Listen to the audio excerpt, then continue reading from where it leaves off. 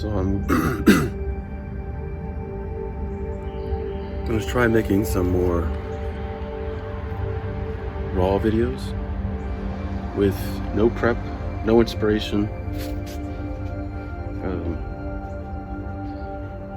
no idea what I'm going to talk about, and no special effects. Now, I wasn't doing special effects for any particular reason other than I thought it would be cool. I was like, well, it started off with a vertical video like this, and I was like, oh man, that doesn't fill the whole screen, so now I got to start adding special effects to fill in the rest, and then I just evolved.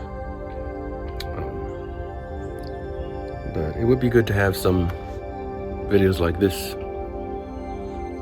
I still have morning eyes because I just woke up maybe an hour ago. Look all chinky eyes. You can see I look a little puffed. Anyway, it's a rainy day, or it was, and everything's wet.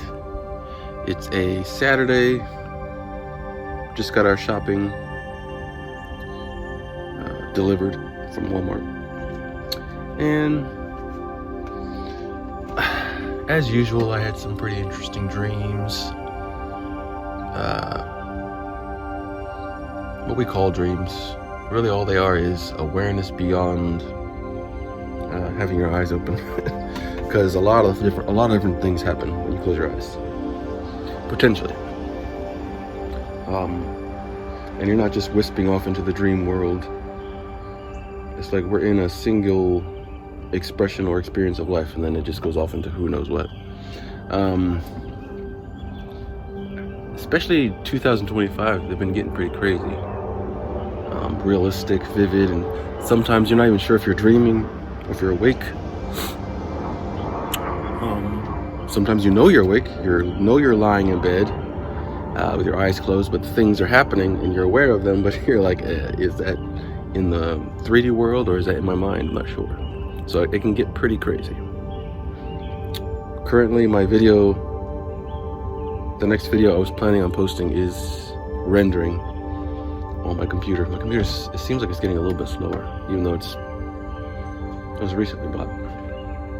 But it is refurbished, so it's not that much of a surprise. Trying to just be present and ready for the next thing, but not waiting for it, you know? It's like, I am the next thing. But sometimes it's an idea that is big, like, well, that's a good project, it'll take a year to build that, or 3 years to build that, and then it becomes a thing. But currently I have no things, per se. Been going through a lot of shifts, a lot of changes, adopting new mindsets and shedding old ones, and shedding things, getting rid of a lot of junk, sorting the house out, all spontaneously. I didn't plan on any of it, but I fixed up the backyard a bit, our sunroom, our pantry, our attic, one of our rooms, my own room as well. So a lot of the stuff was in chaos, and then come the turn of 2025, I spontaneously just one after the other. It's like, okay, let's sort this room, let's sort that room. Now pretty much every room is mostly sorted. There's always things that can be done, but at least it's not a chaotic mess. So that was a thing for a while. Or I moved from one thing to the next to the next. So I could go in the backyard and continue to work on what would become our garden. That's another thing that's still there. We're gonna have our fence, the rest of our fence put up in a couple days, or 3 days, 3 or 4 days.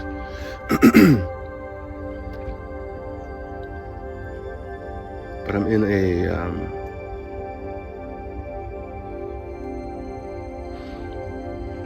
a space where anything is possible, but nothing has yet happened. I'm not committed to anything yet, but everything that is available is possible. And I am open to the next phase, and I'm not even necessarily anticipating or feeling like I need the next so-called phase. This is the next phase in a sense, because life works sort of like in waves. You have an intense, a lot of activity, and then you have less activity. You have more activity and less activity. And part of it has to do with ourselves. Are we acting on the things we know need to be acted on, or we want to be acting on, but we're not? Maybe we're saying, yeah, we're in this mindset where we're waiting for something to happen, when actually you have the power to do something now. So currently, there are small waves and there are big waves. Small waves are just little things that need to get done. There's always stuff to be done every day. But in terms of big waves represent big change. So sometimes little change is a big deal. But a big change would be like a living situation change, a job change, a relationship change, anything that massively, you wake up every morning and there's like a very big difference based on that one change. A difference of the type of life you live, or the environment you're in, or, stuff like that. Or even a massive project. But I spent a good amount of time at the very end of the year just kind of shedding and sorting, just because it felt like the right thing to do, spontaneously, one thing after the other. No plan, no intention. I was, let me just do this, let me do that. I got so much done in like 2 weeks. The whole house basically is all sorted and cleaned, and it was kind of a mess before. Not a total mess, because some rooms were, the rooms that we frequent were pretty much sorted. The other ones are just kind of like storage rooms and stuff. So it's everything sorted.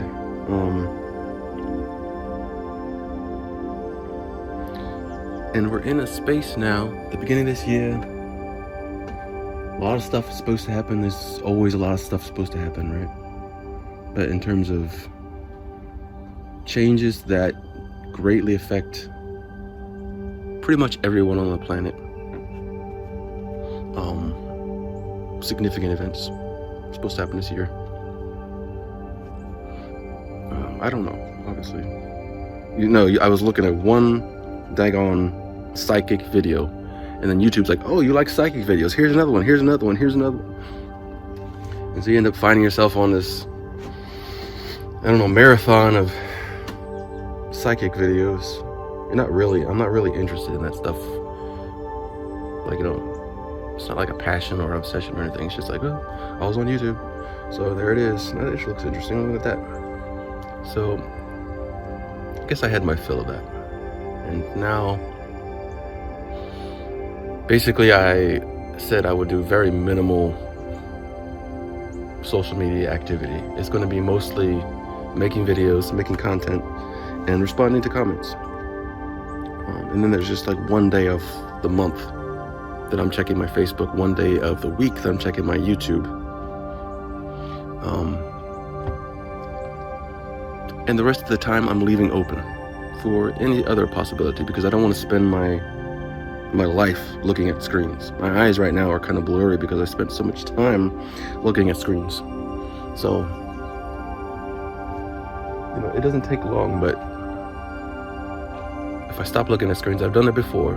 Look at nature, look off in the distance, use your eyes for what they were naturally made for. And they go back to normal. So I am looking at the screen to check my video, but it should be right now, since I've set myself on that kind of a mission, very little screen time. I recognized a great amount of the so-called magic in life is, whether it's on the screen or out in the world, it's like a reflection of how much you're letting yourself be yourself. We are who we are, but we have conditioning, and so with that conditioning, we resist who we are. We've trained ourselves not to be ourselves, and so we feel like this kind of like a energetic suffocation of ourselves because we're afraid that what we are is not okay or not safe or not acceptable. And that's, our environment has trained us to be that way. But because we were young and we were adapting to our world, we figured, okay, we got to do like this. We got to suppress who we are because that's the only way to survive in this world. And eventually, when you get to where I am now, it's like, you can avoid certain what you might perceive to be unwanted responses to who you are, but actually in the end it's not worth it, because sacrificing yourself for a positive response is, I found, not worth it. Who I am and what that results in is 1,000 times better than avoiding one negative response or one negative experience in reality because of who I am. I'd rather, it's absolute. It's like I'd rather have everybody in the world reject who I am and be myself than not be myself, so that the whole world could approve of who I am. Because they're not approving of me in that case. They're approving of an act, of a character, a fiction, something completely made up. And it's a replacement for who I am. Oh, you like my replacement? Great. The true self will still feel invisible, will still feel unsatisfied, and like it can't live when we're playing a character. Your true self might be jumping up and down and laughing and having a good time, while the character, which everyone approves of, is quiet, silent. It's silenced itself, But everybody likes it. Everybody likes me when I'm silent. That's a character though. That's not who I am. That's not who anyone is. We all have a voice for a reason. Our own personal expression, whatever that is. To silence that, that's what we're getting over. We're all learning that it's okay to be who we are. 100%.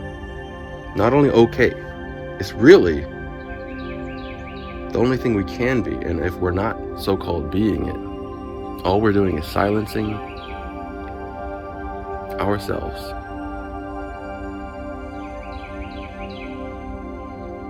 We're shutting off who we are for people's response.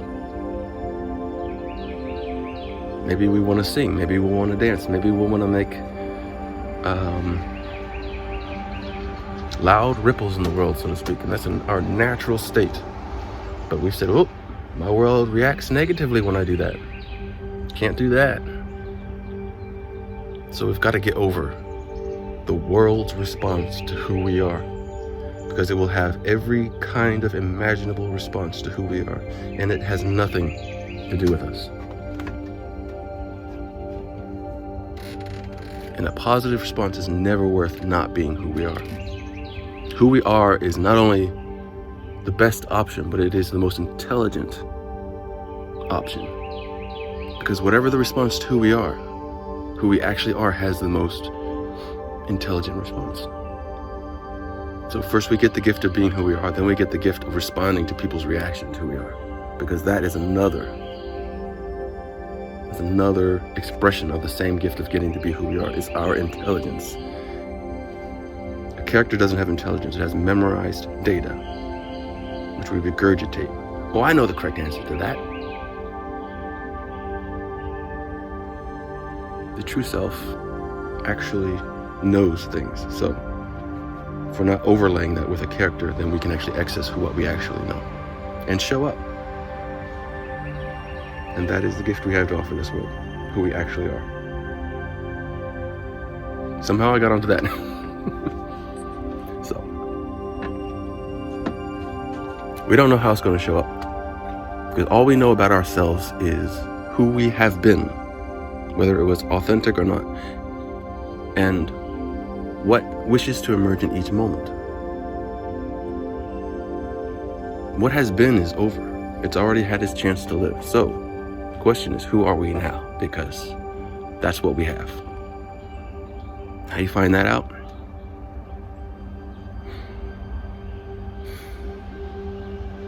Tap into your own sense of freedom energetically.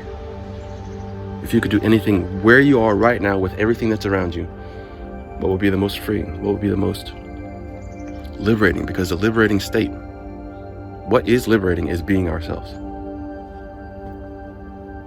And all the reasons we've made up not to do that, that's our self-imprisonment. So we can choose to say, no, you know what? I'm going to be myself. And if it's difficult at first, fine.